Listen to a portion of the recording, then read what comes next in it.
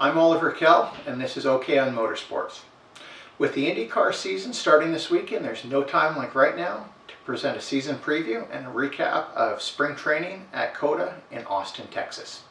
Last season, IndyCar moved to the new Universal Aero Kit, which reduced downforce, slowed the cars, and generally made for tighter and more exciting racing. Of course, the major exception to this was the Indianapolis 500, where reduced downforce and near record heat made passing extremely difficult. IndyCar has tried to rectify those issues while maintaining the difficulty to drive as to not turn the 500 into a pack race. Almost unbelievably, Scott Dixon heads into the season looking to win back-to-back championships for the first time in his career. Dixon is traditionally a slow starter, but starts really racking up the points come the month of May and is a strong finisher. True to form last year, he only appeared in the top 5 for the first time after the Grand Prix of Indianapolis and taking the lead after his first win of the season at the Texas Motor Speedway. He managed to hold on to that lead for the remainder of the season and picked up another win on the way to the championship in Toronto. Dixon this year is joined by new Chip Ganassi teammate Felix Rosenqvist, who has impressed the team going back to testing all the way in 2017. Sorry while I adjust my notes here.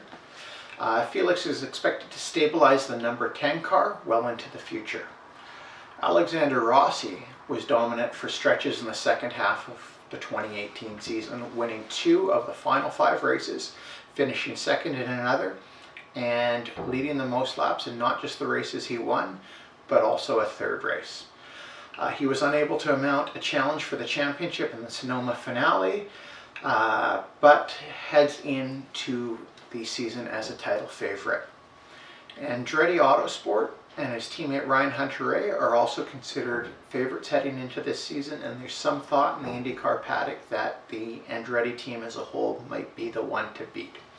Elsewhere in the Honda camp, Schmidt-Peterson Motorsports has expanded its partnership with Aero, and this year a second Honda will be driven by former Sauber F1 driver Marcus Ericsson.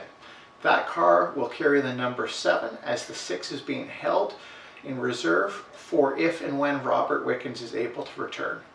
While everyone in the IndyCar paddock hopes that will be soon, it is unlikely it'll be this season. Satellite team Meyershank Racing expands its schedule to 10 races this year with Jack Harvey and the intention to be a full-time competitor next season.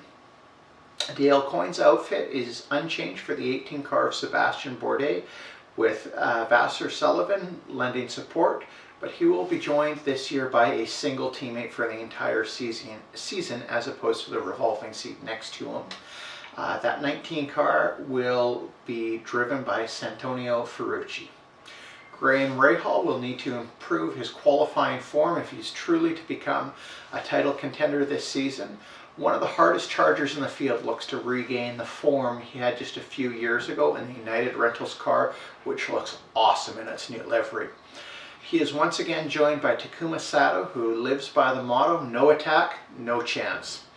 On the Chevy side, Penske looks to fly the flag again this year. There have been some suggestions that the Ilmor-built Chevy engine is lacking a little bit of drivability compared to the Hondas, but a big part of the puzzle could be Penske's the only truly top team running the Chevy power plant at this time. ABC Supply will once again sponsor the pair of AJ Foyt cars with an unchanged driver lineup. Max Chilton remains in the 59 car full-time at Carlin Motorsports, with Charlie Kimball and RC Anderson sharing most of the other races. Trevor Carlin is someone who's been successful in every series in which he has participated, and I expect more from his team this year and for them to be a full-on title contender in the not-too-distant future.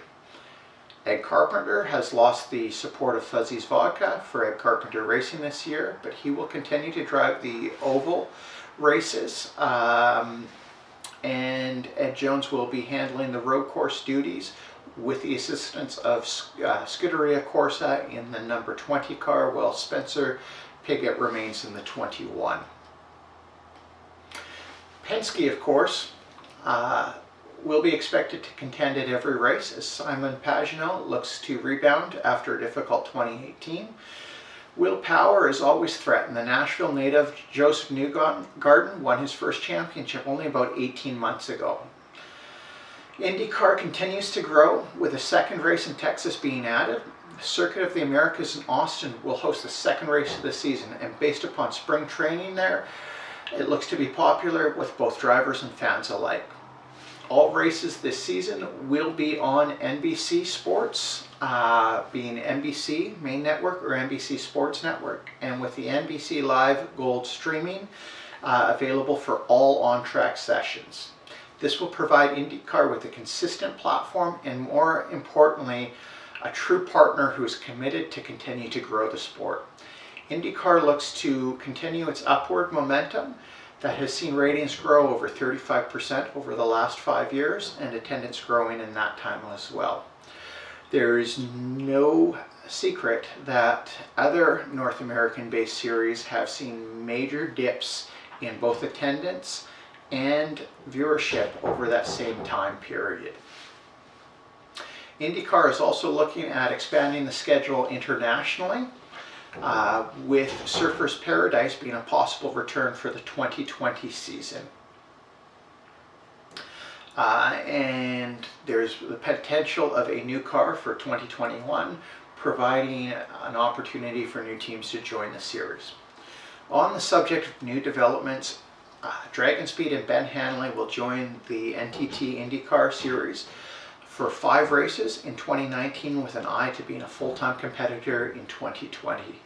And Harding Racing has morphed into Harding Steinbrenner Racing. Their plan initially was to run 2 cars full-time for Indy Lights veterans Colton Herta, who has had a long-term partnership with George Steinbrenner I, and champion Patricio O'Ward. But it appears that shortly before the season, funding could not be found for that second car, and O'Ward has been released from his contract with HSR. HSR has switched from Chevy to Honda Power and has technical support from Andretti Autosport this season. Colton Herta made headlines in spring training by topping 3 of the 4 sessions, and possibly being more impressive in that 4th and final session, being able to close on James Hinchcliffe at will and follow easily behind him, even in the dirty air. There have been suggestions that the team may have been running light to create headlines and attract sponsors, but this has been rebuffed by engineers with Andretti Autosport. What might be more noteworthy of HSR in the preseason testing in Austin was the amount of time that car spent in the garage. Well, that was not widely reported. If you were there, it was something that was quite noticeable, and that car seemed to spend more time behind the wall than it did on track or in the pit lane, or more time behind the wall than pretty much any other car, or even possibly all the other cars combined in the series that were there. Virtually every other team was ready to go on pit lane well before the start of sessions, and the car sat there waiting for the driver and waiting for the session to start, which was very much not the case with HSR. And it appeared to be a brand new car. I could be wrong on that, but the car had very little in the way of decals on it.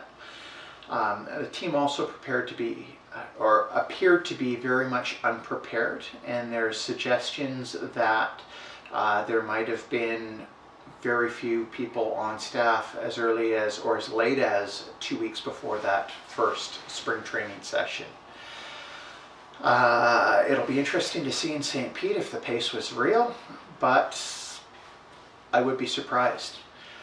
This season looks to be as exciting as any within recent memory, and it all begins this weekend in St. Petersburg, Florida, from the 8th to the 10th of March. Until then, please like, subscribe, and sign up for notifications. You can also find me on Twitter and Instagram by searching for OKonMotorsports. Until then, I'll see you at the track.